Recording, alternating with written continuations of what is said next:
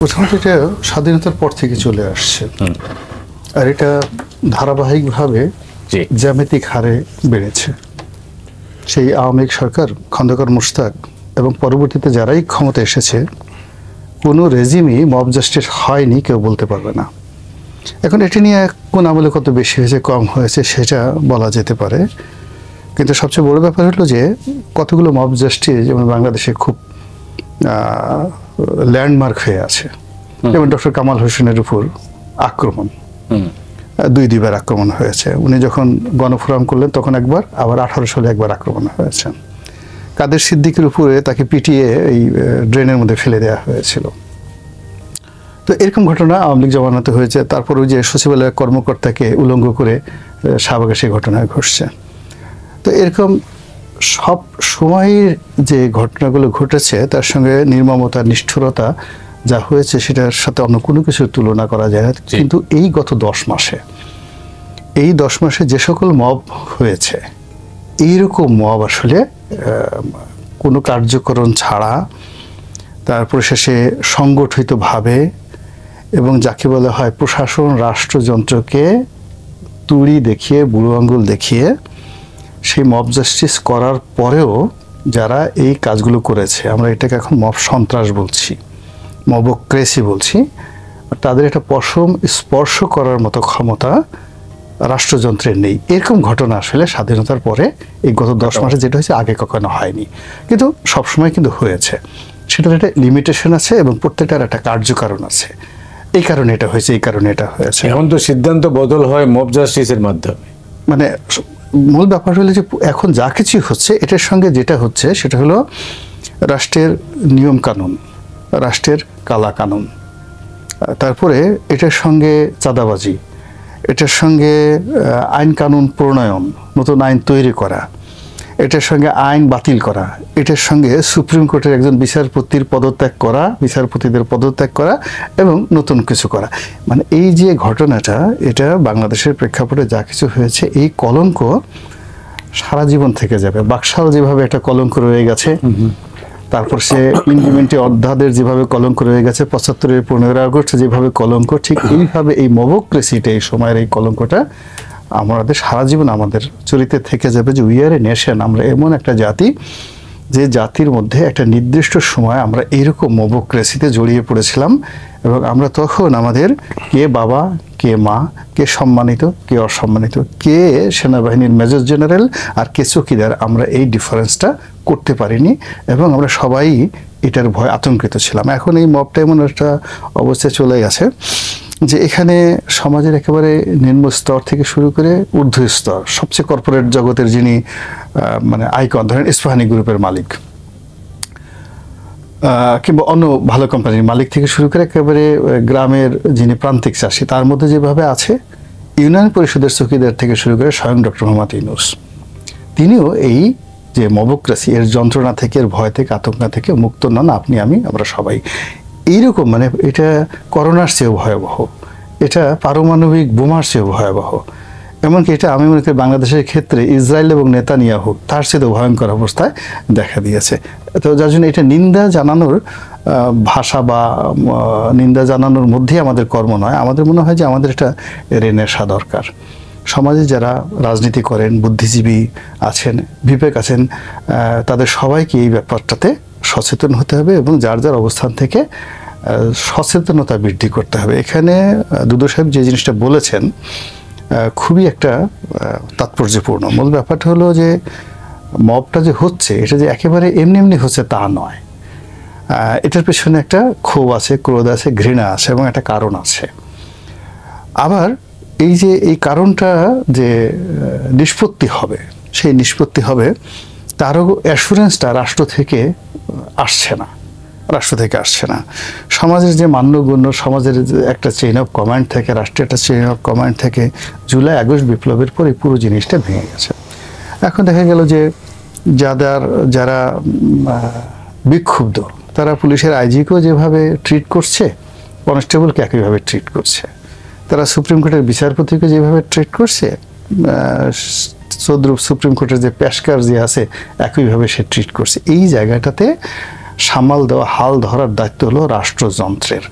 ঠিক সেই রাষ্ট্রযন্ত্র গত 10 মাসে অন্য যেখানে যেখানে করা দরকার সেখানে তারা ফেল করেছে, এই জায়গাটাতে মারাত্মক ফেল করেছে। এবং এই আতঙ্কের কারণে আমাদের প্রোডাক্টিভিটি কমে গেছে। আমাদের সকলের যে ন্যাশনাল একটা জাতীয় সাহস আছে, এভারেজ একটা জাতির একটা সাহস আছে। এই জাতি পদ্মা নদীর মধ্যে পড়ে গেলে সে যাকে বলা হয় তীরে আসতে চায়, এই একটা এদের একটা ন্যাশনাল সাহস। আমাদের দেশের বন্যা হলে সে বন্যা মোকাবেলা করার জন্য লোকজন রাস্তায় দাঁড়িয়ে থাকে, একদিকে বাড়িঘর ভাঙছে, মানুষ রাস্তায় দাঁড়িয়ে আছে। এরপরে মানুষের বিপদে আপদে কোনো লোক মারা গেল বা কোথাও আগুন লাগলো বলতে হয় না, এটা আমাদের একটা জাতীয় বীরত্ব, আমরা এগিয়ে যাই সাহায্য করার জন্য। এই মব জাস্টিসের ফলে আমাদের এই যে জাতীয় যে চরিত্রগুলো, টু হেল্প সামবডি, তারপরে সে নিজেকে রক্ষা করার জন্য, অপরকে রক্ষা করার জন্য, সার্ভাইভ করার জন্য যে একটা আর্ত উপলব্ধি, যে একটা জাগরণ, যে একটা সাহস, এই পুরো জিনিসটা ধসে পড়েছে। ফলে যে যার জায়গাতে আমরা আছি সেই জায়গাতে আমরা স্টপ হয়ে সময় পার করছি, দেখি না কি হয়, সামনে কি আসছে। যিনি প্রধান ব্যক্তি ডক্টর মোহাম্মদ ইউনূস এবং তার যারা উজির এবং নাজির রয়েছেন, তাদেরকে আসলে সত্যিকার অর্থে 3টি জায়গাতে, মনে, মস্তিষ্কে এবং আচরণে সমতা আনতে হবে। রাষ্ট্রে সব জিনিস সহ্য হয়, কিন্তু রাষ্ট্র মুনাফিকে সহ্য করে না। আপনি রাষ্ট্রপ্রধান হিসেবে, সরকার প্রধান হিসেবে কিংবা অ্যাডমিনিস্ট্রেটিভ প্রধান হিসেবে যখনই মুনাফিকি যে করার চেষ্টা করেছে, সেটা উপজেলা চেয়ারম্যান হোক, এমপি সাহেব হোক, প্রধানমন্ত্রী হোক, তাদের সবারই পতন হয়েছে এবং খুবই নির্মম। এখানে যে জিনিসটা আছে যে আপনি যা বিশ্বাস করবেন, যা বলবেন এবং সেটা করে ছাড়বেন। তো সেই জায়গাটিতে এখন ওনাদেরকে আসতে হবে, যে মবের যে জায়গাটা এবং আইন শৃঙ্খলার যে জায়গাটা, সেখানে যদি ডক্টর মোহাম্মদ ইউনূস স্বয়ং হন, তারেক রহমান সাহেব স্বয়ং হন, জামাতের আমির স্বয়ং হন, এক চুল ছাড় নেই। এই জায়গাটাতে যদি তারা শক্ত করে দাঁড়াতে পারেন, এটা আমার কাছে মনে হয় যে ঘণ্টাখানেকের বিষয় বাংলাদেশের এই জায়গাটা। কিন্তু যদি এটা আওয়ামী লীগের জন্য একরকম হয়, বিএনপির জন্য একরকম হয়, জামাতের জন্য একরকম হয়, সেনা সদস্যদের জন্য একরকম হয়, মতিউর রহমানের জন্য একরকম হয়, গোলাম মোল্লা রনির জন্য একরকম হয়, তাহলে এটা হবে না। এই জায়গাটা মানে রাষ্ট্রের হাতে এত ক্ষমতা, এত এখনো পর্যন্ত এত অন্তর্নিহিত ক্ষমতা, যেটা বলার মতো না, সেই ক্ষমতা দিয়ে এটা ঘণ্টাখানেকের বেশি লাগবে না। এইগুলো এক। 2 নম্বর হলো যে আমাদের এই যে সমাজের যে জায়গাগুলো আছে, যেই জায়গাগুলো খুব দ্রুত করতে হয়, যেমন ধরুন নুরুল হুদা, তারপর শেষে হাবিবুল আওয়াল, রকিবুল হুদা, এই মানে হয় কি, যখন শেখ হাসিনার পতন হলো, অন্তত পক্ষে রাষ্ট্র ক্ষমতায় যারা থাকবেন তাদের 48 ঘন্টার পরিকল্পনার মধ্যে যে বিষয়গুলো দরকার ছিল, সেটা হলো কিছু মানুষকে নিরাপত্তা হেফাজতে নেওয়া এবং ইমিডিয়েটলি গ্রেপ্তার করা। এর কারণ হলো যে বুঝতে হবে যে মানুষের 2014, 18 এবং 24 নির্বাচন দ্বারা এই জাতি যত ক্ষতিগ্রস্ত হয়েছে, in person, as a nation এবং অ্যাজ এ হোল, তো এই সংক্রান্ত যারা জড়িত তাদেরকে গ্রেপ্তার করতে হবে। এবং এটা যদি সেই 24 ঘন্টার মধ্যে এই কাজটা করতেন, তাহলে কিন্তু এই সমস্যাটা ওনার হাতে, উনিও নিরাপদ বোধ করতেন। যাকে গ্রেপ্তার করা হয়েছে, যাকে জুতো পিটা করা হয়েছে, নুরুল হুদা সাহেব, তিনিও ওটাই আশা করেছিলেন যে 24 ঘন্টার মধ্যে তাকে গ্রেপ্তার করা হবে। কেন করা হয়নি? মানে যারা রাষ্ট্র পরিচালনা করবে তারা এই জিনিসটা তাদের মাস্টার প্ল্যানে আনতে পারেনি। এরপর ধরুন এখনো কতগুলো ক্ষোভ রয়ে গেছে। যেমন ধরুন পুলিশের অন্তত 30 থেকে 35 জন কর্মকর্তা ছিল, যাদের চেহারা, সুরত, কথাবার্তা, বডি ল্যাঙ্গুয়েজ 15 বছর যাবতীয় জাতিকে ভীষণ রকম ডিস্টার্ব করছে।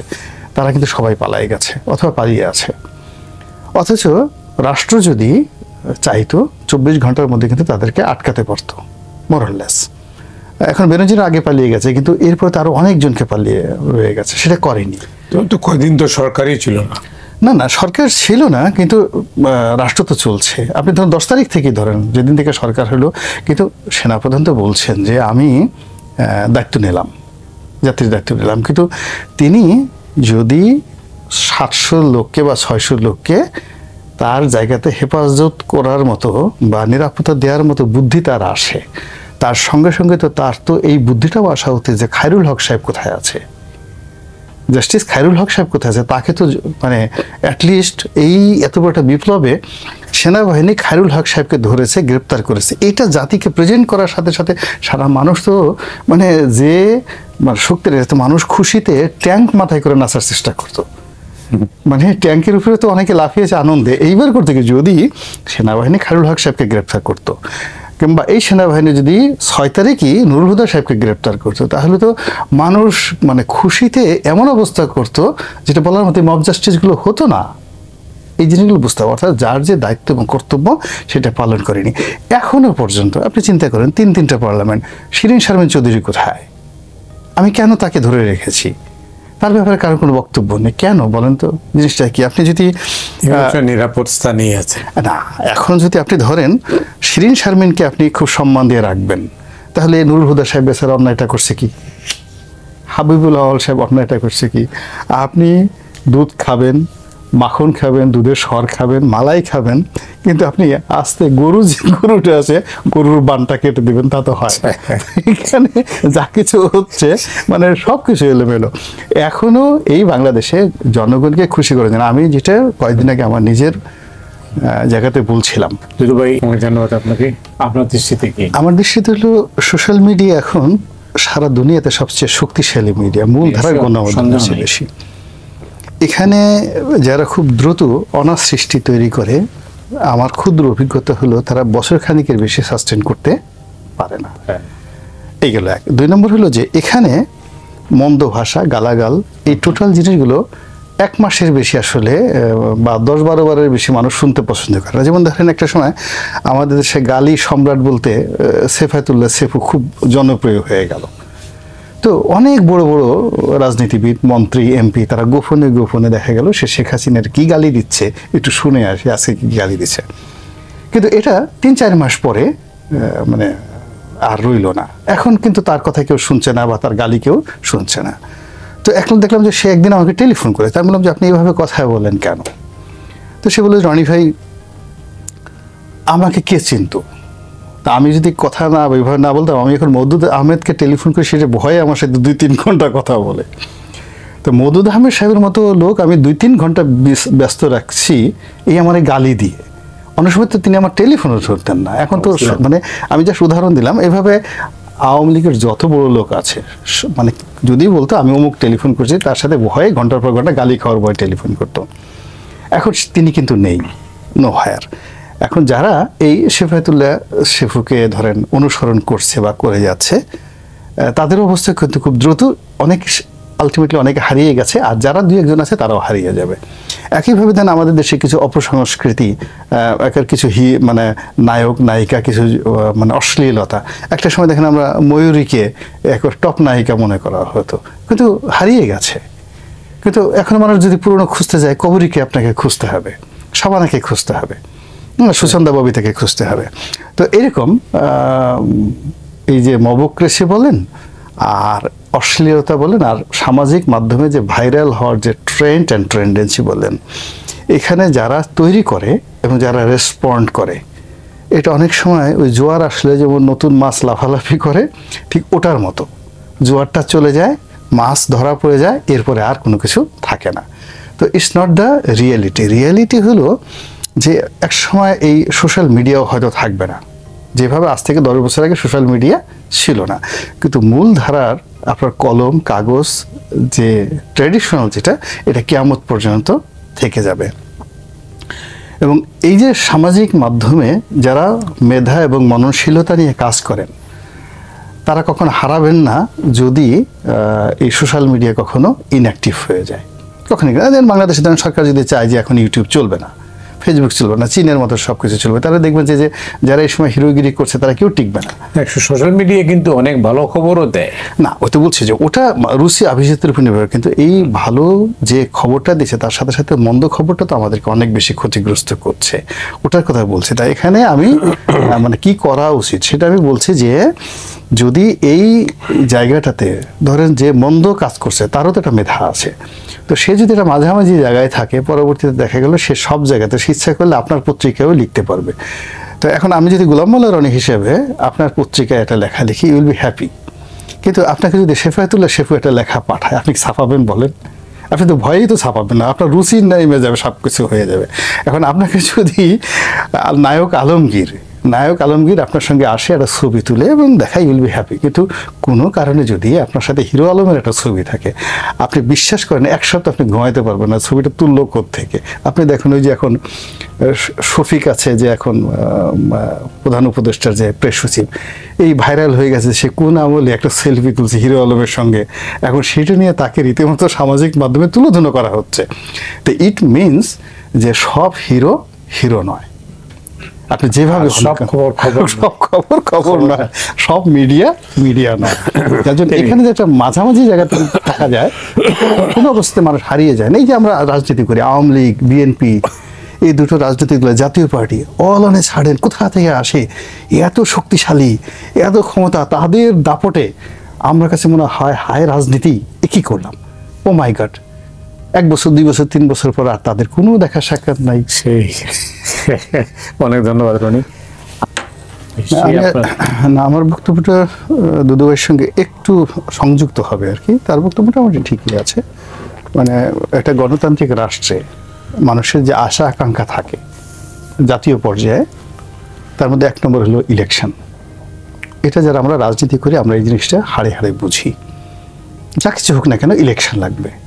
আচ্ছা, আর যারা রাজনীতি করে না, রাজনীতির বাইরের যারা মানুষ, সেটা আমলা হোক, কামলা হোক, ব্যবসায়ী হোক, তারা দুটো জিনিস আমাদের দেশের প্রেক্ষাপটে ঘৃণা করে। 1 নম্বর ঘৃণা করে যে ইলেকশন একটা ঝামেলা, টাকা পয়সা এগুলো করে ঠুরে যাদের নিয়োগ করতেছে চেয়ারম্যান মেম্বার, এই গম চুরি করার জন্য, টিয়ারকা ভিক্ষা খাওয়ার জন্য, আর টেন্ডারবাজি করার জন্য। এটা মানে রাজনীতির বাইরের যারা নাকুচু শিক্ষিত যারা লোকজন, তারা এরকমই মনে করে। একজন টিউনো সাহেব বা একজন ডিসি সাহেব দেখা গেল একজন এমপি সাহেবকে পিছনে সে টিটকারি করছে, লেখাপড়া জানে না এই ঘটনাটা। কিন্তু এই ডিসি যখন ক্যাবিনেট সচিব হয়ে যাচ্ছে, রিটায়ার্ড করছে, তখন সে একটা এমপি হওয়ার জন্য আবার রাজনৈতিক দলের পিছিয়ে পিছিয়ে ঘোরাফেরা করছে। তো এই যে একটা বিভেদ, এই বিভেদটা চলতে চলতে এখন যারা সিদ্ধান্ত নিচ্ছে রাজনীতির ব্যাপারে, দুর্ভাগ্যজনক হলো তারা এই রাজনীতিবিদ, রাজনৈতিক সিস্টেম এবং ইলেকশন সিস্টেম এটাকে ঘৃণা করা, অপছন্দ করা মানুষগুলি এখন ইলেকশন এবং সংস্কার আয়োজন করছে। এবং এখানে হলো মোট কনফ্লিক্ট অফ ইন্টারেস্ট। আমি ফ্রম দ্য ডে ওয়ান, আমার তো ক্ষুদ্র সামর্থ্য যতটুকু আছে, আমি ডক্টর মোহাম্মদ ইউনূস ক্ষমতা গ্রহণ করার একবার প্রথম দিন থেকে বলে আসছি যে 2024 সনের ডিসেম্বরের মধ্যে যদি নির্বাচনটা সরকার দিয়ে দেয়, কিচ্ছু করার দরকার নাই। যারা আসবে তারাও সুন্দরভাবে কাজ করতে পারবেন, তাদের অনেক কমিটমেন্ট থাকবে এবং তারা এই বিপ্লবের যে চেতনা এটাকে আপহোল্ড করতে পারবে। আর যারা যাবে তাদের জন্য একটা সেফ এক্সিট হবে। কিন্তু 2025 সন থেকে যে পুরো পরিস্থিতি যেভাবে জটিল হয়ে গেছে, অনেকগুলো দেশি বিদেশি বিশ্বাস অবিশ্বাস, অনেকগুলো দেশি এবং বিদেশি ইকুয়েশন এবং অনেকগুলো গুজব এবং অনেকগুলো বাস্তবতা, সব মিলিয়ে আমাদের একটা ভয়ঙ্কর অবস্থায় নিয়ে গেছে। সেন্ট মার্টিনে আসলে কি হচ্ছে আমরা জানি না, কিন্তু এটা নিয়ে আমাদের আতঙ্কের শেষ নাই। এই বুঝে সেন্ট মার্টিন চলে গেল। তারপরে এই যে মানবিক করিডোরে আসলে কি হচ্ছে না হচ্ছে আমরা জানি না, কিন্তু এটা নিয়ে আমাদের আতঙ্কের শেষ নেই। চট্টগ্রাম বন্দর আদৌ দেওয়া হবে কি হবে না তাও আমরা জানি না, কেন দেওয়া হবে কি দেওয়া হবে জানি না, কিন্তু আতঙ্ক। আবার এই যে লন্ডনে তারেক রহমান সাহেবের সাথে বৈঠক হবে, উনি যদি ওনার জায়গায় যদি আমি হতাম, ফার্স্ট থিং হলো ওনার সঙ্গে জায়গায় যদি আমি হতাম ডক্টর মোহাম্মদ ইউনূসের জায়গাতে, তাহলে তারেক রহমান সাহেব একটা দলের শীর্ষ নেতা, তার সঙ্গে আমার বৈঠকের জন্য তো there must have some agenda. তার কাছে আমার কিছু চাইতে হবে এবং তাকে আমার কিছু দিতে হবে, তার সাথে আমার বৈঠক করার দরকার। এখানে তো তার রিপ্রেজেন্টেটিভ সালাউদ্দিন সাহেব আছেন, উনি আছেন, তাদের সঙ্গে বৈঠকে অহরহ বৈঠক হচ্ছে। তো তারেক সাহেবের রহমানের সাথে যখন বৈঠক হবে, সেখানে তো একটা লেনা দেনা থাকবে শীর্ষ বৈঠকের মধ্যে, এবং that should be black and white. যখন এখানে পার্সন কোনো ব্যাপার আসছে, তখনই নানা রকম গুজব ছড়িয়ে পড়ছে। এতে ডক্টর ইউনূসও ক্ষতিগ্রস্ত হচ্ছেন, তারেক রহমান সাহেব ক্ষতিগ্রস্ত হচ্ছেন। এই গেল একটা বিষয়। 2 নম্বর হলো যে ফেব্রুয়ারি মাসে আবার উনি ঘোষণা দিলেন, উনি তো সবসময় একটা মাঝামাঝি জায়গাতে ছিলেন, বিটুইন ডিসেম্বর টু সেই যাকে বলা হয় জুন। আচ্ছা, তো উনি কার সাথে পরামর্শ করে, ওনার উপদেশে কারোর সাথে পরামর্শ করেননি। জাস্ট ঈদের আগে একটা শুভেচ্ছা বক্তব্য দিতে গিয়ে হঠাৎ তার মনে হয়েছে উনি এপ্রিল মাসে ঘোষণা করে বসলেন। আবার এপ্রিল মাস থেকে উনি যে ফেব্রুয়ারি মাসে আসলেন, এটা ওনারও তো একটা ক্যাবিনেট আছে, উনি কারোর সাথে পরামর্শ করেননি। এবং উনি যে কারোর সাথে, ওনার এর মধ্যে তো দুটো বলয় গড়ে উঠেছে, জামাত, এনসিপি, ডক্টর ইউনূস, এরকম একটা বলয়, বিএনপি একটা বলয় তৈরি হয়েছে। এখন বিএনপি যদি কোনো একটা সিদ্ধান্ত নেয়, তার সহযোদ্ধাদের সাথে তো তাকে আলাপ আলোচনা করতে হবে। তো সেটা না করে সে কি করলো, অলনে ছাড়েন ঝড়ের গতিতে তারেক রহমান সাহেবের সাথে একটা বৈঠক করে বিএনপির সঙ্গে তার যে এলাই যারা রয়েছে তাদের মধ্যে একটা কনফিউশন তৈরি করে দিল। আবার অন্যদিকে নিজের যে একটা এলাই সে গড়ে তুলেছেন, সে প্রায় 70টা কিংস পার্টি করেছে, এই যাবত প্রায় 70টা কিংস পার্টি করেছে। এর মধ্যে এখন সেই কিংস পার্টিগুলোর মধ্যে ভয় হয়ে গেছে, আল্লাহ, তারেক রহমান সাহেবের সাথে বৈঠক হয়ে গেল, ক্ষমতায় বিএনপি আসলে, তাহলে আমরা কি, আমাদের সাথে ওনার যে কথাবার্তা হলো, এই টাকা আসবে, মাল আসবে, কড়ি আসবে, হ্যাঁ, এত সব কিছু হিসাব এলোমেলো হয়ে গেল। দেখুন এই যে একটা অস্থির অবস্থার সৃষ্টি হলো, ফলে কি হলো দেখেন, সে যে ফেব্রুয়ারির কথা বলছে, এটা এখন বিএনপি লোকও বিশ্বাস করছে না, জামাতের লোকও বিশ্বাস করছে না, এনসিপিও বিশ্বাস করছে না। আপনার কি বিশ্বাস যে নির্বাচন ফেব্রুয়ারিতে হবে? আমি বলি শুনেন, আমি ওনাকে যতদিন থেকে চিনি, প্রথম থেকে চিনি ওনাকে, আবার সবসময় মনে হয়েছে একটা আনপ্রেডিক্টেবল ম্যান, এবং more unpredictable than of Hussain Muhammad Ershad. আমি ক্যারেক্টারের কথা বলছি না, সিদ্ধান্ত নেওয়ার ক্ষেত্রে হুসেইন মোহাম্মদ এরশাদ সাহেবের সাথে উনি যাকে বলা হয় আনপ্রেডিক্টেবল। এক, দুই নম্বর হলো যে শেখ হাসিনাকে আপনি যতটা জেদি মনে করেন, রাগী মনে করেন, এবং তার এই যে বিদেশ থেকে ডিগ্রি আনা, পিএইচডি ডিগ্রি আনা, এই যা যা বলেন তা মানে টু দি মানে স্কোয়ার, ডবল বললে ভুল হবে, 3 গুণ 4 গুণ ডক্টর মোহাম্মদ ইউনূসের মধ্যে আছে। শেখ হাসিনার যে কয়টা ডক্টরেট ডিগ্রি আছে তার 3 গুণ ডক্টরেট ডিগ্রি ওনার আছে, তারপর ওনার এখনও ডিগ্রি লাগবে।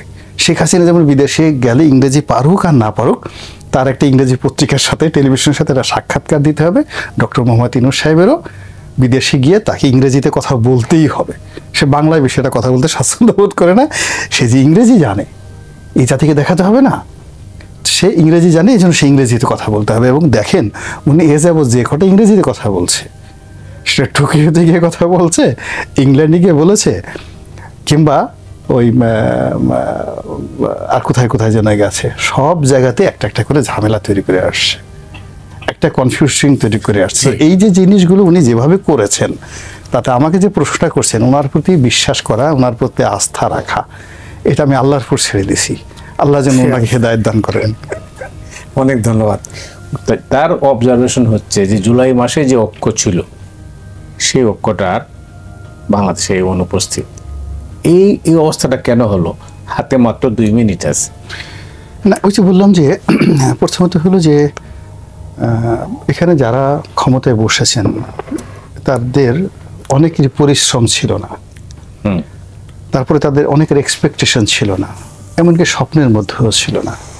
তো অযাচিতভাবে একটা মানে সুপ্রিমিয়াম সুপার পাওয়ার পাওয়ার পরে এটাকে ইউটিলাইজ করার জন্য তারা তাদের মন, মেধা, মননশীলতা, সততা পরিপূর্ণভাবে কাজে লাগায়নি। দ্বিতীয়ত আমরা তাদেরকে স্বপ্নের পুরুষ ভেবে, ভালো মানুষ ভেবে, আনকন্ডিশনালি, আমরা কিন্তু রাজনীতিবিদরা এত বেকুব না, আমরা একে অপরকে খোঁচাতে থাকি, কিন্তু তাদের ক্ষেত্রে আমরা অন্ধ হয়ে গেছিলাম। একটা ছেলে মেয়ে নিজের জন্ম মানে সন্তানদেরকে আমরা যেভাবে আদর যত্ন করি, আমরা doctor Mohammad Yunus and his colleagues তাদের সবাইকে সম্মান করেছি, কাউকে আঘাত করিনি। ফলে এই যে সময়টাতে এর মধ্যে কোনো কন্ডিশন ছিল না, প্রেম ছিল, ভালোবাসা ছিল, অগাধ বিশ্বাস ছিল, ইমান ছিল, ইয়াকিন ছিল, কিন্তু সেই জায়গাটাতে আসলে দায়িত্ব আমরাও পালন করিনি। আমাদের প্রথম দিন থেকে আজকে বিএনপি যে ভাষায় কথা বলছে, এই ভাষায় যদি জুলাইয়ের পরে সেপ্টেম্বর, অক্টোবর, আগস্ট মাসেই বিএনপির এই কথা বলার সামর্থ্য ছিল এবং বিএনপির কথা বলার বুদ্ধিও ছিল, সে জানতো, কিন্তু সে সম্মান দিয়েছে, রিল্যাক্স দিয়েছে। আবার এখন বিএনপিকে যে ভয় পাচ্ছে, জামাত ভয় পাচ্ছে, ইউনূস সাহেব ভয় পাচ্ছে, এই ভয়টা যদি তারা সে আগস্ট মাসে পেত, তখন কিন্তু এই সমস্যাটা তৈরি হতো না। তো এই জন্য অনেকগুলো ভ্যাকুম তৈরি হয়ে গেছে, ভ্যাকুমগুলোর মধ্যে বাতাসের মধ্যে দুর্গন্ধ ঢুকে গেছে। এখন ওইগুলো যারা এগুলো তৈরি করেছে একমাত্র তারা এটা দূর করতে পারবে, এছাড়া কোনো উপায় নেই। এখানে সরলভাবে বলতে পারি, ভাই আমি কাজ করেছি, আমার এই ভুল হয়েছে ইত্যাদিতে ঘটনা, এখন কিভাবে বের হওয়া যায়, খোলামেলা কথা।